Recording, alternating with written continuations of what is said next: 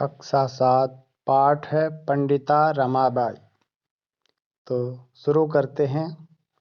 स्त्री शिक्षा क्षेत्री अग्रगण्या पंडिता रमाबाई 1858 में ख्रीष्टाब्दे जन्म अलभत। यानी स्त्री शिक्षा के क्षेत्र में अग्रगण्य सबसे आगे नाम है पंडिता रमाबाई, जिनका जन्म 1828 ईस्वी में जन्म हुआ था। तस्याः पिता अनंत शास्त्री डोंगरे, माता च लक्ष्मीबाई आस्ताम। उनके पिता अनंत शास्त्री डोंगरे और माता लक्ष्मीबाई थे। तस्मिन् काले स्त्रीशिक्षायाः स्थितिः चिन्तनीया आसीत्। उस समय यानी उस काल में स्त्रियों की शिक्षा की स्थिति चिंतनीय थी, चिंतायुक्त थी, यानी सोचने लायक थी। स्त्रीणां कृते संस्कृत शिक्षणं प्राय प्रचलितं नासीत्। स्त्रियों के लिए संस्कृत शिक्षा प्राय प्रचलित नहीं थी, किंतु डोंगरे रूढ़िबद्धां धारणां परित्यज्य स्वपत्नीं संस्कृतमध्यापयत्। यानी डोंगरे महोदय ने रूढ़िबद्ध धारणाओं का परित्याग कर स्वपत्नी यानी अपनी पत्नी को संस्कृत में अध्यापन करवाया। एतदर्थं सः समाजस्य प्रतारणाम् अपि असहत। इसके साथ वह समाज की प्रताड़नाओं को भी सहन किया। अनंतरं रमा अपि स्वमातुः संस्कृत शिक्षां प्राप्तवती। अंत में रमा ने भी स्वमातु यानी अपनी माता से संस्कृत की शिक्षा प्राप्त की। उनकी माता का नाम क्या था? लक्ष्मीबाई। पिता का नाम था अनंत शास्त्री डोंगरे और इनका जन्म हुआ था 1858 में। तो चलो आगे चलते हैं। कालक्रमेण रमायाः पिता विपन्न संजात। कालक्रम यानी कालक्रमेण का मतलब होता है समय के चलते। रमा के पिता विपन्न संजात निर्धन हो गए। तस्याः पितरौ ज्येष्ठः भगिनी दुर्भिक्षपीडितः दिवंगतः। उनके पिता और माता और उनके साथ उनकी बड़ी बहन दुर्भिक्ष पीड़ितः यानी बीमारी के कारण मृत्यु को प्राप्त हो गए। तदनन्तरं रमा स्वज्येष्ठ भ्रातरः सह पद्भ्यां समग्र भारतः अभ्रमत। उसके पश्चात रमा ने अपने बड़े भाई के साथ पैरों से चलकर समग्र यानी संपूर्ण भारत का भ्रमण किया। भ्रमणक्रमे सा कोलकातां प्राप्तः। भ्रमण करते समय वह कोलकाता पहुँचे। संस्कृत वैदुष्येण सा तत्र पंडिता सरस्वती वेति उपाधिभ्यां विभूषिता। संस्कृत के विद्वानता के कारण वह पंडिता और सरस्वती नाम से विभूषित हुई, उपाधियों से विभूषित हुई। तत्रैव सा ब्रह्म समाजेन प्रभाविता वेदाध्ययनम् अकरोत्। वहाँ ही वह ब्रह्म समाज से प्रभावित होकर वेदों का अध्ययन भी किया। पश्चात सा स्त्रीणां कृते वेदादीनां शास्त्राणां शिक्षायै आंदोलन प्राप्तवती। उसके पश्चात वह स्त्रियों के लिए वेदों का और शास्त्र की शिक्षा का आंदोलन शुरू किया। स्त्रियों की शिक्षा के लिए उन्होंने आंदोलन शुरू कर दिया। 1880 तमे ख्रीष्टाब्दे सा विपिन बिहारी दासेन सह बांकीपुर न्यायालये विवाह अकरोत्। 1880 ईस्वी में वह विपिन बिहारी दास के साथ बांकीपुर न्यायालय में विवाह किया। सार्धैक वर्षात् अनन्तरं तस्याः पति दिवंगतः।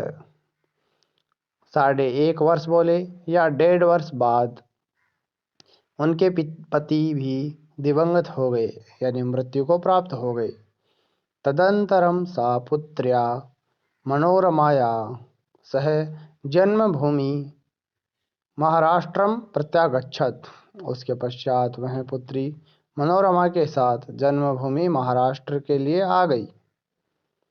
नारीणां सम्मानाय शिक्षायै च सा स्वकीयं जीवनम अर्पितवती।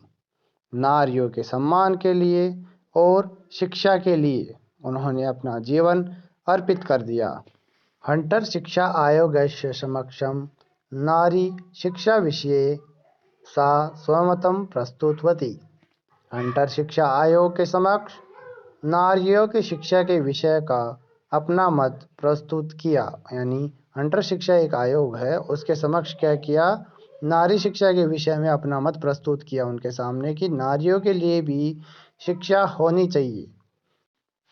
सा उच्च शिक्षार्थम इंग्लैंड देशम गतवती। वे उच्च शिक्षा के लिए इंग्लैंड देश गई। तत्र ईसाई धर्मस्य स्त्री विषयिकै उत्तम विचारैः प्रभाविता जाता।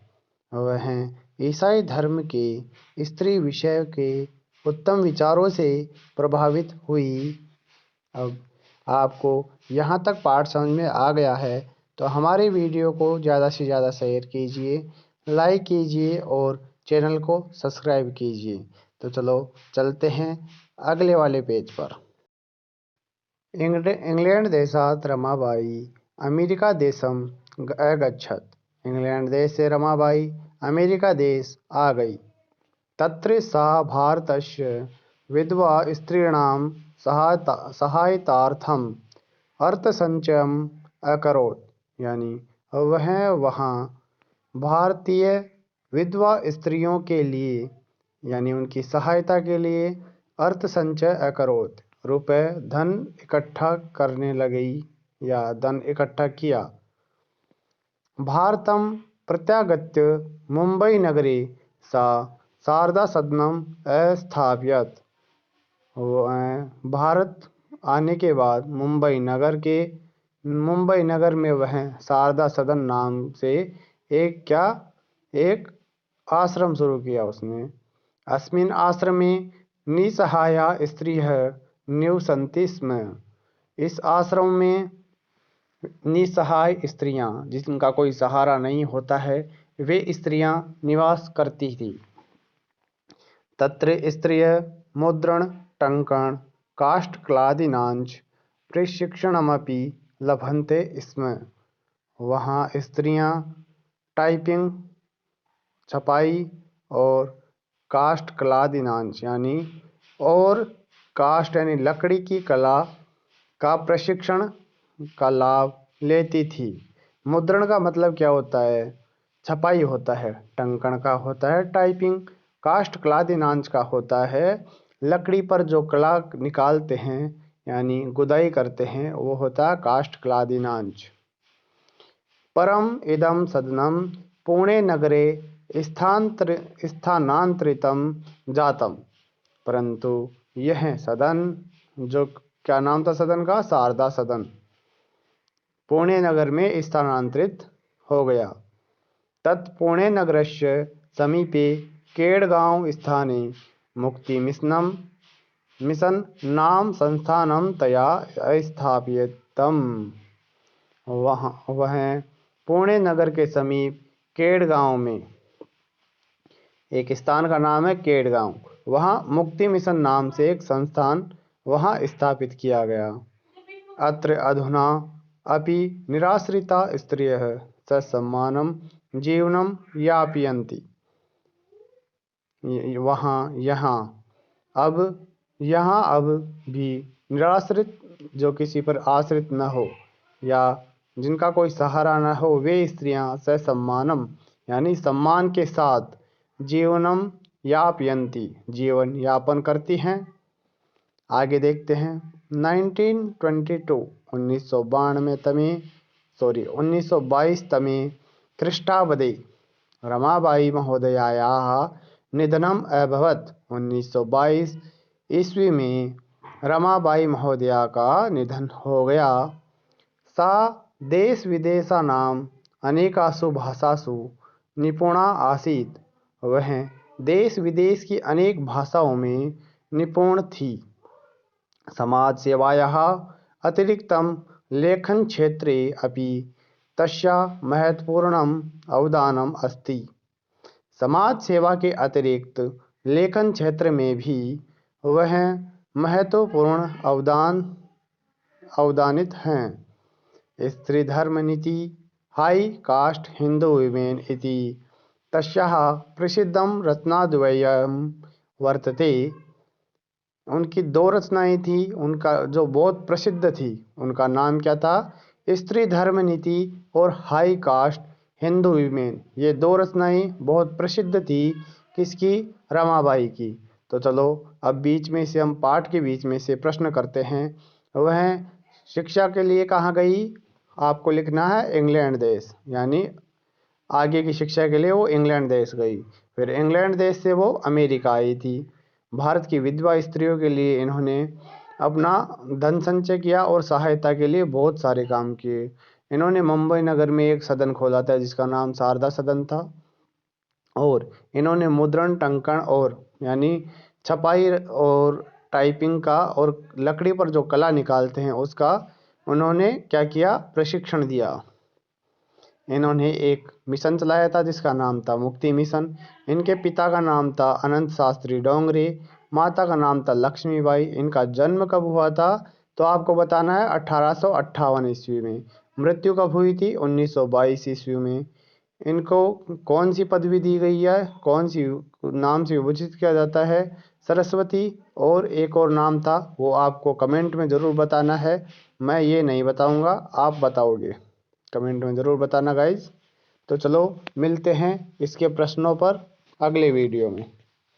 Bye bye. अगर वीडियो अच्छा लगा हो तो हमारे वीडियो को लाइक, शेयर एंड सब्सक्राइब ज़रूर कीजिएगा और अपना प्यार बनाए रखिएगा। धन्यवाद। आपका गोविंद। फिर मिलेगा।